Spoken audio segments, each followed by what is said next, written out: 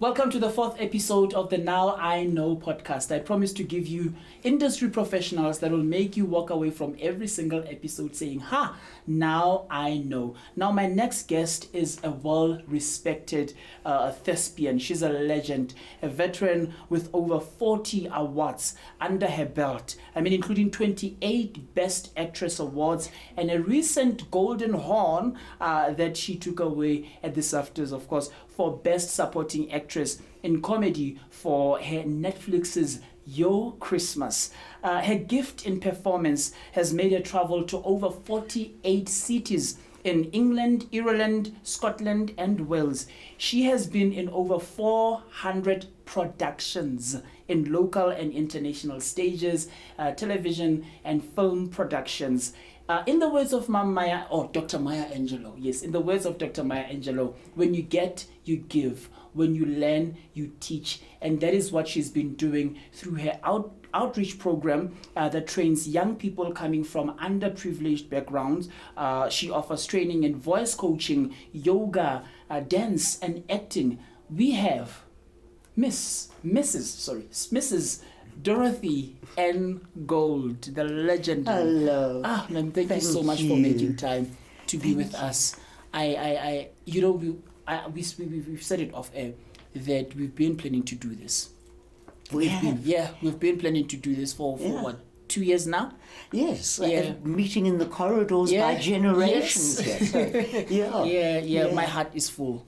Yeah. Thank you so much. My heart is full. We've got a busy schedule. I have, luckily, thank goodness, at 72, I've still got quite a busy schedule. Growing up, your parents were creatives. Not really, Karabo. They were both very imaginative, artistic people. My dad was a fitter and turner for the railways. And, I was born in the 1950s. Yes. So you're coming after 2 world wars. The nationalist government had just got in. My father never got promoted because he didn't. They said his Afrikaans wasn't good enough. My mother was a housewife. So my mother, from the moment I was born, which I was told was to save her life, really, because she was very depressed. She was mentally had problems. So I was born and conceived to save her, and I think I did because I ended up making her proud. But from 7 months old she was teaching me poetry, and I would go with the rhythm. So I swear I'm not lying, at 7 months old she'd go hickory dickory and I'd go dock. The mouse ran up the clock. And by 9 months old they'd put me on the table and I'd be doing stuff for the family, remembering stuff. And one might ask as to how does she remember things that she was doing when she was 7 and 9 months? And you have mentioned before that you've got quite a photographic memory. Yeah, I remember back it's not from somebody telling me. I remember being pushed to my pram and stuff. I used to have a photographic memory. I don't know if I still did, but it's very lucky for an actor if you can. But then if you forget your words, it's at the bottom of page 47 and it's that sentence. That's how you see it. Yeah. But what are some of the things that you still remember, apart from your mom teaching you poetry? And I remember the little boy who worked in our garden. He must have been 14, growing weed in the back garden, and my father calling the police. I was 4, and I cried and cried and cried. What I'm trying to say is that my love of humanity goes way back. Yes. And Ethel Fugard, who's just passed, he says, to be an actor, you have to understand someone else's suffering. Yes. And I suffered as a child. My mother was in hospital 26 times before I even got to matric. And so I was lonely, I felt abandoned, there was some abuse, and I understood what it was to feel deeply. And I think that's a very important thing for an actor, to put yourself in someone else's shoes. Yeah. And you say that is sort of an inspiration why you started your outreach program, which we are going to talk about a little bit later on, right? Yeah. So But you say that growing up you had low self-esteem. I had very low self-esteem. I blushed if anyone talked to me. As a teenager, I ended up having bad skin. And you know, people can be very cruel. One of the first television things I did in 1977 was a show called Antigone. And I remember the next day walking at the Rosebank Mall, and a woman came up and she stuck her face in. She said, "I told my husband you had a bad skin." And you think, you know, I'm a human being. Yes. Don't talk to me like that. It was so hurtful. I can imagine. So, but we can get over anything, Karabo. Yeah. But you know, your story is quite interesting because, yes, you had low self-esteem, but at the age of 14, you were reading Brutus on Shakespeare. And you were so fervent of the Shakespeare story. I loved it. You see, for me, and I know an actor shouldn't say this, but it was my therapy. Oh. At school, we were doing Julius Caesar in Standard 7, and I got to play Brutus or whatever. Yes. From then on, it didn't matter what was happening in the house, what tears, what sadness, what fighting. I'd go to the bottom of the garden, put the tablecloth on my head, and pretend to be Juliet. And again, it was the rhythm, because Shakespeare's just... The rhythm. It's just your heartbeat. Yeah. And I linked to that. Yes. And so I now understand why you say it was therapeutic to you. Really. Yes. Because, and it still is in a way, if I can put on the mask of somebody else, I'm brave. Come the curtain call at the Market Theatre in the John Carney, I'm thinking, oh no, why am I standing here? And everyone's going, and it's me again, you know. So I felt empowered to have a mask on. I felt empowered trying to honor that character I saw in the streets and give her a voice, because it wasn't me. It was me trying to channel somebody's story so they weren't anonymous anymore. And Ethel Fugol also says the same thing. That's how he wrote his plays. He would read in the newspaper a woman standing with her baby on her back and child and the train coming, because she was so hopeless that she wanted the train to knock her over and take her and the kids. So he writes a play called The Train Driver. Every one of Fugard's plays is from real life. Well, you know what you're saying adds on to a conversation that I had with Miss Kimberly Stark. You should check out that episode. We recorded an episode with Miss Kimberly Stark, and we were talking about how insecure and how performers have high low self-esteem. You see, there are many things that can take away our right to speak. And that's what I've gone into far more in my life for the last 25 years. Somebody's had their right to speak taken away, and they've lost their confidence. Even famous actors can walk on set and feel, then I'm the person that wants to give it back. Find the right buttons to push to say, you have a right to call yourself an actor. You have a right to stand on this earth. That's why I do a lot in the rural areas too. You know, where Joburg hasn't touched those people, and some of the old men are still living in those terrible days of apartheid where they're pulling away from life, and as if I'm not allowed to be here. Those are the people I want to say, yes, stand tall. You have a right to your opinions.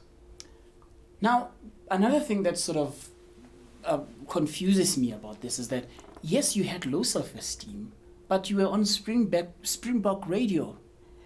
At 15. At 15. The first radio play I was cast in, because my parents sent me for classes to keep me busy. And so I was doing radio classes. The first play I got, I woke up in the morning, I had mumps. And I thought, no, I can't tell them I'm sick. I put my hair I probably gave mumps to everyone on the Springbok radio studio. When you told the story, I could really imagine, like picture you looking like that. But the show must go on. The show has to go on. Honestly, you know, especially on stage. If you've got a full house of people there, you can't say, sorry, I've got flu, I've got a sore throat. You've got to get out there unless you're dead. Yeah. Or unless you're in hospital. Yeah. You're there. You're there. Now, Miss Elizabeth Snedden Yeah. mentored you on your drama studies. Yes. Look, she was the first person to start a drama, to have drama recognised as a university subject. I wouldn't say that Professor Snedden really mentored me. People like Athol Fugard did, people like Janet Susman, who directed Othello with John Carney. We're still going to talk about that. Yeah, Which is quite exciting. No, there again, my very first class at university, the teacher said, you revel in the sound of your own voice. Well, she didn't know what a hard life I'd had to find my voice. To say that to someone on their first day and cut them down, you love yourself. It's And so, it wasn't Snedden though. It was another teacher. From those days, what are some of the techniques and methods of acting that you got that you still use even today? Well, breathing is the basis of everything. Florence Breath Massey links says us that, yes. together. It links to me to that old gogo sitting in front of her TV. If I go, she's going to hold her breath until I... So, breath. But I was lucky that by the time I got to university, I'd been studying acting and voice since I was 10. So I already had like 7 or 8 years, because you don't want to be thinking, how am I breathing? Am I supporting like an opera singer? You want to just hoy and let it just happen. So I'm very grateful that that breath, resonance, listen to me, but you want to have a voice that draws people in. That's it. You don't want to have a voice that's saying, I'm keeping you out. You know what I mean? Yeah. So, resonance, but also humility. Now I'm getting away from the technique. A lot of people think that they are so good they lose their curiosity. At too young an age as actors. Be curious. Try and learn something every day. I learn something every day from my students. Yeah, even from young performers. Yeah. As a performance coach that you are. Yeah, because I teach every day. Yeah. I've worked for generations since 2002. So do you know how many actors there have been there? So many actors. I And mean, that I is just- 22 years, right? Yeah. So, and getting rid of tension. You know, so I've got a 5-point plan. I say to myself before they say action or before I go on stage, first thing I say is no to my old bad habits. If that's being scared, I'll lose my words or something. No.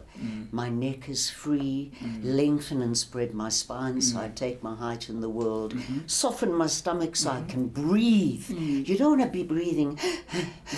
You want to be breathing down From there. your diaphragm. And Jäger Amadolo, just let your, release your knees, because if you're standing like this, it's going to go up, up, up, up, up.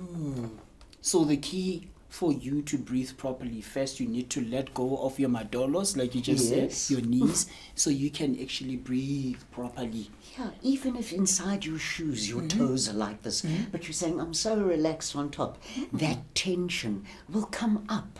And eventually it'll affect your voice, and you won't breathe properly, and you'll have a kind of disembodied voice. So these are the techniques that you got at that age when you were still A studying. lot of them, but a lot of them you learn from your mistakes, mistakes, yeah. and from directors, Yes. and from other actors. Nice. Yeah. I think the breathing part, I'm quite fascinated by the breathing part, because even Miss Florence Massebe says that. She says when she was still at UCT, she took an entire year learning how to breathe properly for performance. Yeah. So it's quite a very powerful tool. Yeah, you want to know you're not going to run out of breath, because if you're talking and then suddenly your breath's all finished, the audience are going to stop trusting you and thinking, what? You want to be able to Yes. just top it up, but from here, not from... Not from your shoulders. That makes you look scared. and it helps you be grounded and centered and feel your feet on our African soil. You know, I'm here, I'm centered. Interesting. That is quite interesting. But what's even more interesting is your mother's view about acting. My mother's view. Shame, man. My mother would have loved to have been an actress. I know. I know. But she had a very negative view on acting. I mean, I think she just wanted to keep me in Durban, you know. I think so. But because when I was in second year, I was offered a contract up in Joburg in my third year, and I kept saying, no, I must finish my degree. But when I finally decided I wanted to go, my mother said, no, all actresses are prostitutes. You have to sell yourself. And look, when I think about what's happening in Hollywood, she wasn't so wrong. But she didn't want me to come up to the big bad city, like I'm sure a lot of parents do. But my father pushed for me. And Joan Little, who was my real mentor in Durban. And then here I am. That's really exciting. Now, again, this name pops up, Mrs. Elizabeth Snowden, and now another name pops up, John Little. Yeah. They persuaded your mother for you to join PACT. So what was PACT? Performing Arts Council of the Transvaal. I wish that we had companies like that now. We would go to rehearsals in the morning, but we would start with yoga, tai chi, acting classes, breathing and stuff before we went into rehearsing the plays. And you were with the same company of actors doing 5 shows in that year. So you'd be performing at night and during the day rehearsing the next one. Well, that was hard work. It was very good for us. And who was mentoring you at the time? Yeah. Who was mentoring you at the time? At that time, well, I think of the older actresses like Sandra Prinsloo, Marius Veyers. Those are big I was names. watching them. Look, my first show, the directors said, you know, I can't hear this girl, I can't hear her. And I knew it was just my confidence. And they were going to recast, but opening night, I stepped there and they said, who's that girl? Who's that little girl at the back there with the big voice?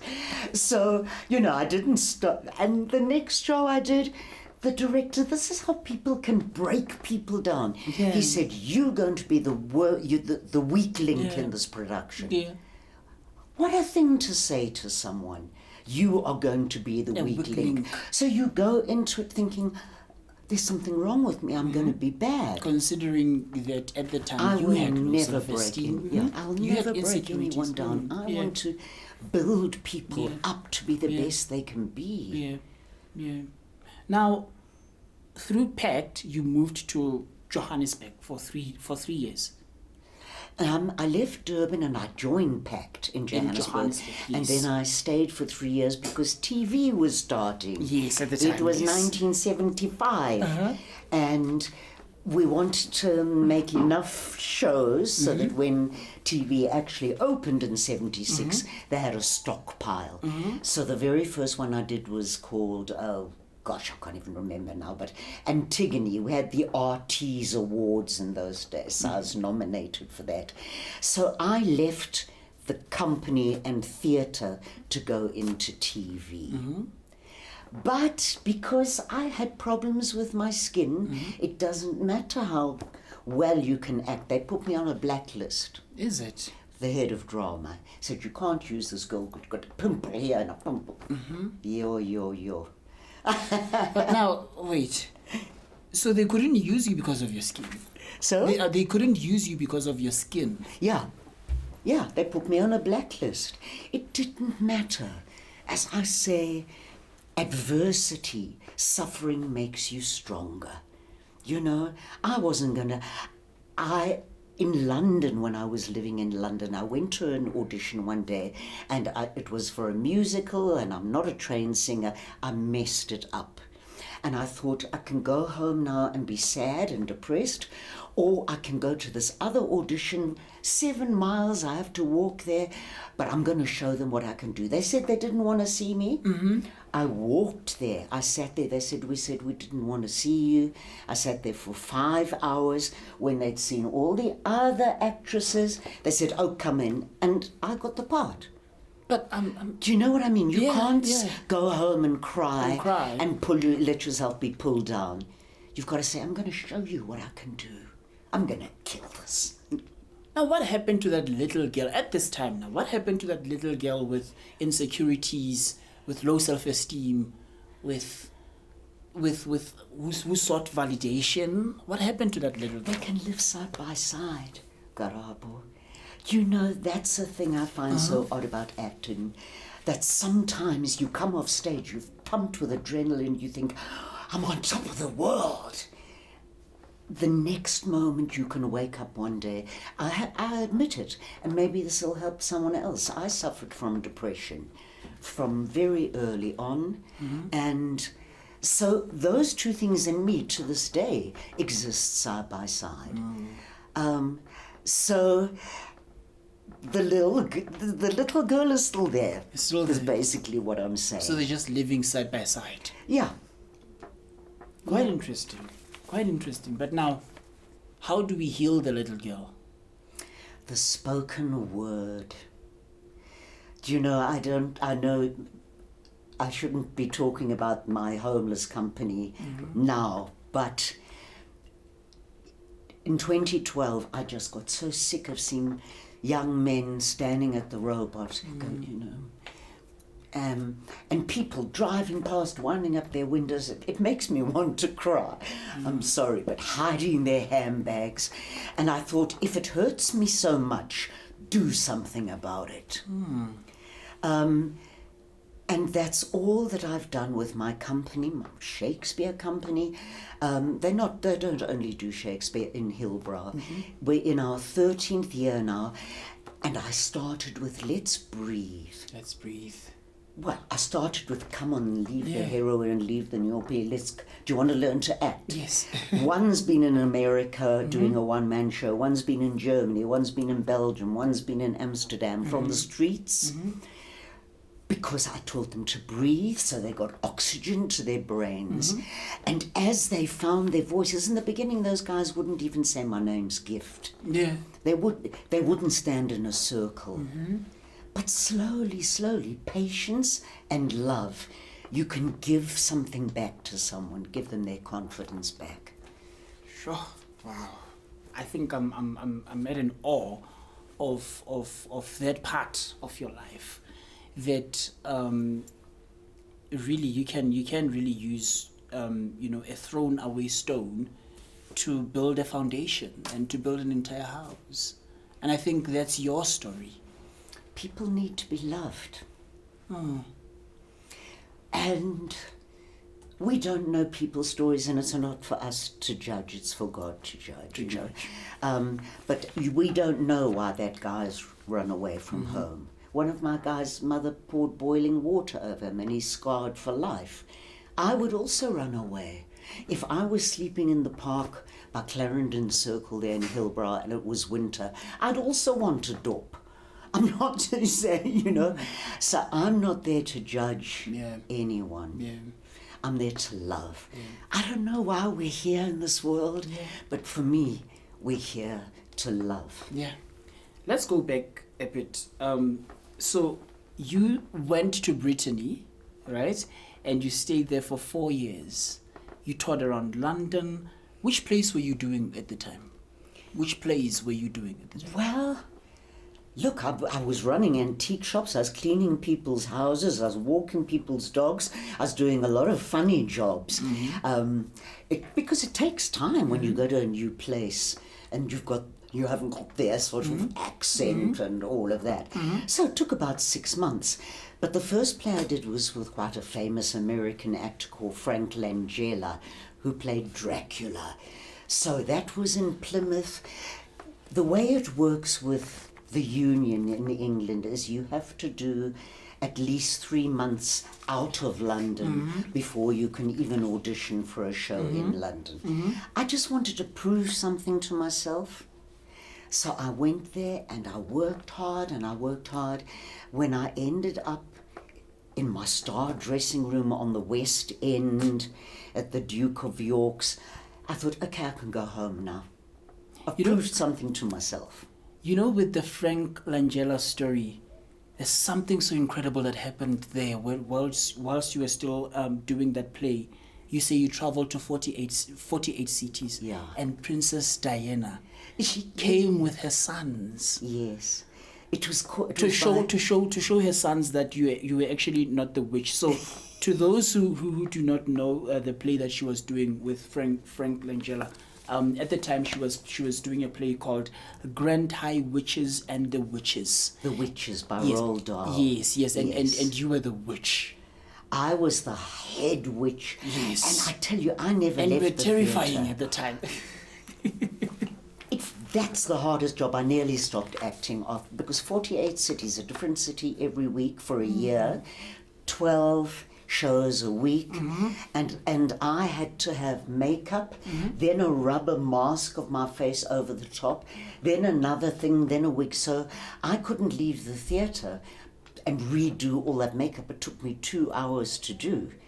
So it was quite scary. And yes, Princess Di and Harry and William were there. And then she came to my dressing room afterwards and she said, you see, she's not so scary. She's so scary. And how did that feel? I mean, I was just getting ready for the next show. You know, everybody's just another human being. yeah. I think of my dear friend John Carney, and you know, some people get oh, it's John, you know. Yes. John's played my husband twice. We've been in 4 shows together, and I know John's frailties. He knows mine. You know, we know we're just human beings. We went to Stratford-upon-Avon, which is where Shakespeare was born, to do Hamlet, and 2 days before we left, one of our cast was murdered, and we had to carry on. Now, never mind being sick and saying, I've got to go on stage, but I've got flu. How do you do a play when 2 young men have been shot in the back of the head? And Hamlet is all about death, death. So you're pushing your feelings down, but we are to survive anyway, aren't we? Our parents pass away, we push it down because we have to survive. But yeah, I went off track, Karabo. I'm sorry. No. Sorry. We are documenting your story here. So I was talking about Bra John, who I love, and we're gonna come to that part of your story as well. Yeah, that was quite an interesting part of your journey in this of that when those 2 young boys died. Yeah. It was, but we had to carry on because we were going to England to do Hamlet. Yeah. We were jolly lucky, you know. Yeah. So yeah, you have to find inner strength. But I'm also interested in this thing of the way we push things down every day. And young actors come to me, because I teach all the time, they say, how do I cry? Yeah. And I say, all you have to do is breathe down to here. Everything you need is here. Anger, joy, tears. And as long as you just, you know you're tapping into something and the tears will come. You know, I would never think of when my father or my mother passed away, how cheap, how mercenary. I couldn't then jump back into the play after being in that private place. But I know that grief is there. And I just need to breathe into it. You know, Khomotso Christopher once demonstrated exactly what you are saying. And she demonstrated it on Real Talk with Anele. And she started crying on set. She was like, this is how you do it. And at the time I was sort of doing it with her. And the tears came for real. I'm like, this is a But what we've got to learn as actors is how to put ourselves together again. Because you taught to cry. I probably taught Khomotso, I don't know. Is it? But you know, well, she did come to me for classes, bless her. But I'm sorry, I've forgotten what I was going to say now. All right. Anyway, your next question. We can go back. We can go back. All right. Whilst we're still at that, let's take a short break. We'll be back. Yeah.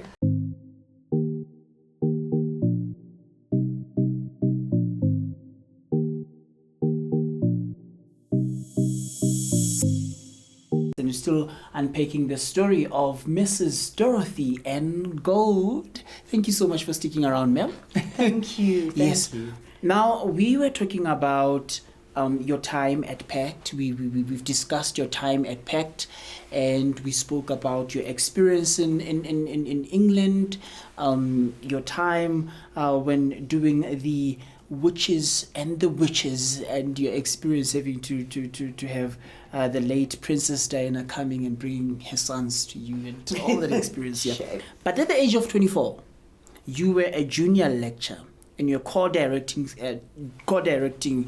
stage plays for someone that didn't have confidence. At the age of 24. Yeah. I was always unsure whether I wanted to be an academic or an actor. So after I'd worked here for a couple of years in Joburg, I went back to be a junior lecturer in Durban. Yeah. And I've never really stopped teaching. Yeah. So was that your question? Yeah. But for me, for someone that didn't have confidence, for someone that was insecure, that was a big move in my view, you know. It wasn't a good move for me. It's quite a big move, you know, for someone that had insecurities and for someone that wasn't as confident. Well, I guess you said you coexist with it. Yes, yes. And there's no other way that I can really put it, in that putting a mask on empowered me. Feeling my voice course through my body, my blood through my veins, empowered me. Yeah, yeah. And at 28, you won your first award. Yes. And you say for a play called Tally's Folly. Yes, and you say that gave you some confidence. Yes, it did. Yeah. But when I say they coexist, you see, over the next 6 years, I won 18 awards. And I felt like a fraud. At 36. At 36, I thought I must go and start again. That's why I went to London. Because I am not as good as these people think I am. Yeah. I know I've got to learn more. I know there's a world out there. Yeah. So that's why I left and went to work in London. And was that when you started working for Heimer Foundation? Yeah. That's when you starting afresh and... Yes, yes. I started afresh.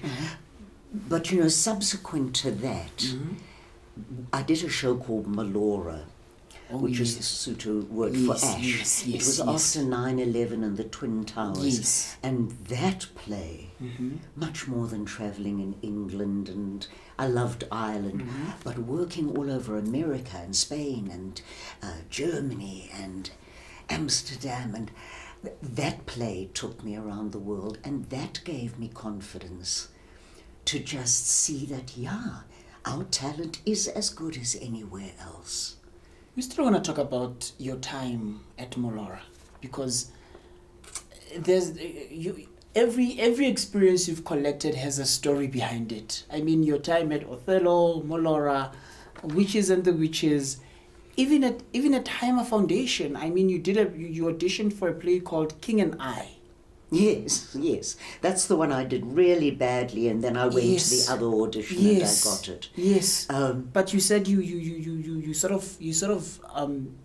had to persevere there. You had to sort of fight your way into it. Yes. And at the time you already had collected 18 awards. Yeah.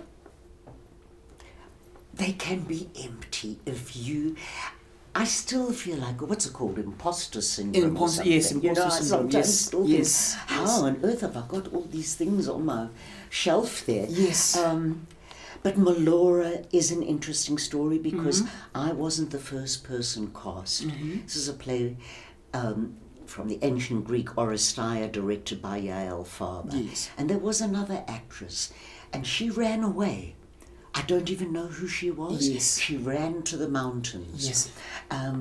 It was 3 actors, myself, Lindy Wichibi, The late Lebogang we're still going Elephant, to talk about her. and Yes, Lindy, I want us to and talk 7 about her. Xhosa mamas Yes. who were doing the split tone singing. Yes. And we went all over the world with that. Lindy and I did Grahamstown Festival and then Hamburg. And then she was shot. Yeah. Lindy is the best actress I have ever worked with in my life, because she gave 100%. She made a 100% gift of herself. And she by didn't the way, hold back. By the way, to those who do not know who Lindy is she used to play Dupsy on Mobango. Miss Dorothy and Gould worked with her on Molora. And you were supposed, and that character, the character that we were playing was supposed to be played by a black person. Exactly. Yes, a black And actress. then Yael Farb, the director, said, well, our actress has run away. Who do we know who can learn words quickly? And Lebo and I had been working in England on a show called The Cherry Orchard. He said, Dorothy can learn words quickly. And so, like 2 weeks before we opened in Grahamstown, I found myself there. But when I walked into the first rehearsal and I saw Lindy and Lebo like one sweaty animal, blood, snot, I thought, how can I ever meet this passion? And I did, I mean, we did together. But that's support from fellow actors. It's nobody saying, I want to be the best, or I want, it's like the 3 of us telling the story. Lindy and I would come off stage with our knees bleeding. It didn't matter. I miss her. I tell every new student, I show them her picture on the front of Malora. Because that's another thing I say to myself before a take or anything. Just make 100% gift of yourself. And I always honor someone with my performance. I always say, Mom, I'm doing this for you. Dad, I'm doing this for you. Brett, my friend who was murdered, doing this for you. Because then you're not doing it for yourself. Or showing about off. Yourself. Yes. You say, and I really want to. You see, I believe that as storytellers, we are healers in the community with our storytelling. Yes. So you've got to honor that. Yes. You can't just think, oh, I'm going to play a guy who lives on the street and I think he's something like this. Go, interview people. Yes. And I do that. I work like a detective. Yes. Now, you then came back to South Africa. And you started working you were casted on Isidingo. Yes. And I'm assuming that was your first television After I came back. Yes. No. The first, I did something called Natural Rhythm, which was a series, and Where Angels Tread, and then it was Isidingo. But so with Isidingo, you say that it was like you were... Well, I'm going to quote your words. You say you felt like you were doing metric again and again because it's fast-paced and you have to memorize lines every single day. And you've got to learn words every night if you're playing a lead. I look at the actors on Generations and they come and they've got 8-10 scenes that day. They rap, they go home, they have a bit of supper, they're learning for the next day. That's why it's like metric. And I think they wanted to wrap up my story because there was nothing else the writers could do. They made me HIV positive. They made me steal my daughter's boyfriend. There was all sorts of stories. Yes. And they squeezed everything out there and they said, okay, you must go now. But before I went, I was doing 12 scenes a day. And it's hard. I can imagine. It's hard because you don't have a break. Yes. You go out with your husband to a restaurant and you are signing autographs. You've got absolutely no right to say, excuse me, it's my private time. You say, yes, thank you so much, because we exist. We've got jobs because of the public. Yes. So there's no time off. Do you think that fast-paced television sort of kills the quality of performance and the authenticity of the story? Do you think that? fast pace, get as much, and I'm not talking about where I work now for generations. Yes, generally. But I find generally, if it's okay, then let it go. So we are losing that looking for excellence, magnificence. And that's what my job, I feel, at the moment is that I want new actors for generations to go on set knowing they're in their power. Yes. There's too many things that can take that away. Yes. And you've got to hold on to your center. You can't wait for the director and say, was I okay? Did you like what I did? You've got to know I was on or I was off. I'm not going to ask for another take unless I know I can do it better, Yeah, but now you are now a performance coach at Generations, and you've been working there since 2002, 22 years now. How has the experience been? Oh, well, I've worked with such fabulous people like Connie Ferguson and Sophie. Yes. It's quite overwhelming for me too, because new actors are coming all the time. So I need to be fresh. Yes. I'll finish a session with someone and then 15 minutes cup of tea, then it's another one. Yes. And I want to be able to give everybody exactly the same. Yeah. I am in awe of people like Vusi Koneni and all who can be on set but also rehearsing a show at the market. They can have so much to give. Yes. I'm the kind of person who likes to focus on one thing. Maybe it's a cop-out, but I think I'm just doing this play and that's my focus. I can't do this and this and this and this. At the same time. But someone like Vusi can. Yeah. Well, he's younger than me. Yeah. You say that you faced challenges when working with Chris Evans. By the way, she's worked with a giant in the acting space, Chris Evans. I'm not giving Chris any airspace or podcast space here. He's not a giant. No, he played Captain America, yes. Yes. I couldn't hear him. That was why I eventually got hearing aids, because he shouted at me because I said, sorry. And he said, can you hear me now? Yes. But what I didn't appreciate is you spend 5 hours doing a scene on set and a person never meets your eyes. He came on set, he didn't greet me, he didn't look at me. It was like I was a prop. You've got no right. You don't know what that person's done. I've done far more work than him. Yes. Sorry. I think I'm bringing his name up because I wanted to sort of unpack that story, that bittersweet moment you had with him on film. And, well, there are 3 different platforms within the acting space. There's stage, there's television, there's this film. And film is quite different. Yeah. It is. As long as you're handsome or pretty. I've seen it time and time again. You can just edit out the bad parts and make someone look fantastic, and that's great. But I tell you, someone like Charles Dance, who did a movie years ago called White Mischief, Judi Dench, those people are human beings. They are not legends in their own minds. And they would never do what he did. What Chris Evans did to another human being. And those people that I have met and worked with, like Sir Anthony Sherwood, Sir Derek Jacobi, and all these sirs, and Dame Janet Sussman, they are warm, they are loving, they are supportive. Yeah. And I'm going to compare your experience between the experience you've had between Chris Evans and, of course, Sir Derek Jacobi. Yes. And you won a Tony for that. You were, no, he's the one that won a Tony for it. He might have. I don't know. All right. I don't know if he did. But Sir Anthony Sherwood. Yeah. Okay. Let's compare your experience with the sirs and the dames. Yes.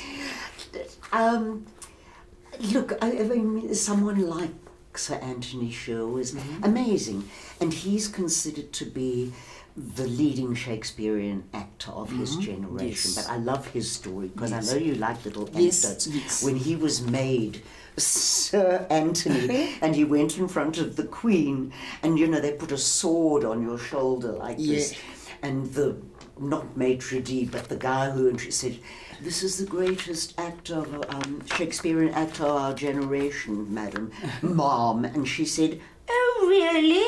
And I thought, well, she obviously didn't go to the theatre. Yes.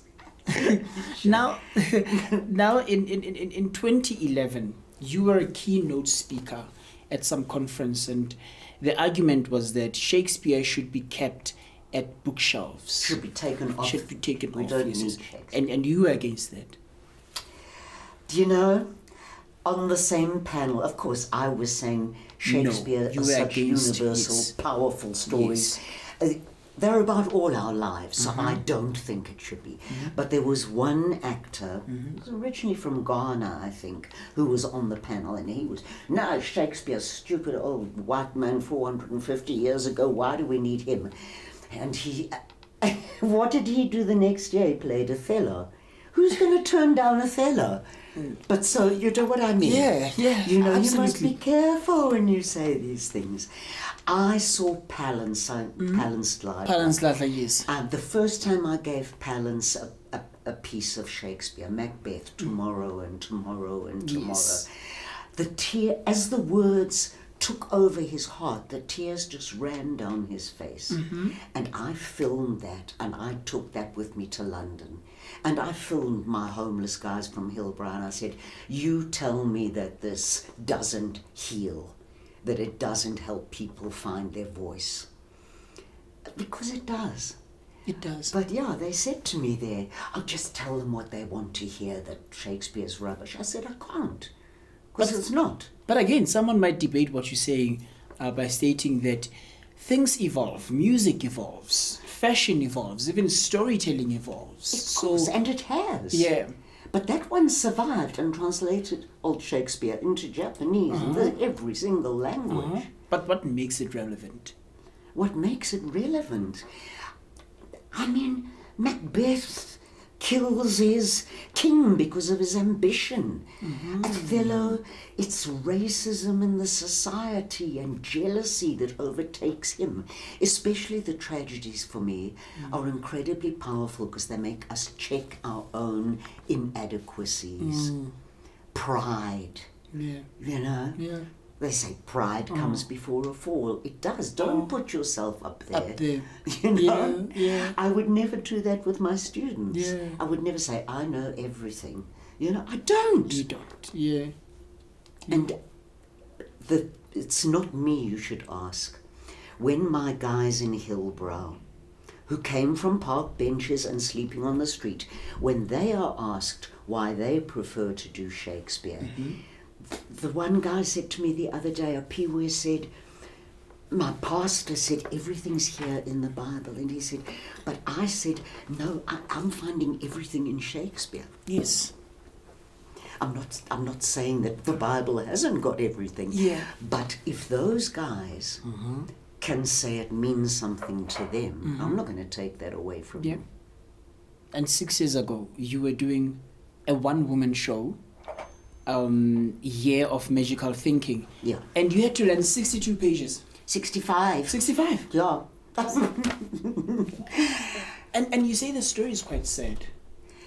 Yes, I'm glad I did it before my own husband passed away, because it's about her husband, and the next year her daughter passed away. And the Year of Magical Thinking is kind of, I'll keep his clothes because maybe he's coming back. I won't give away his shoes. I understand that now. I've still got a lot of my husband's clothes. It took me 3 months. I thought, I'm not going to stress myself out. But I'm the kind of actress that likes to arrive on the first day and I know the words. Now I can play. I'm not going home every night and having to learn another 6 pages. So I learned a page every day for 3 months or whatever. And by the time we started at the Market Theatre, I was ready, I knew my words. Now you can go deep.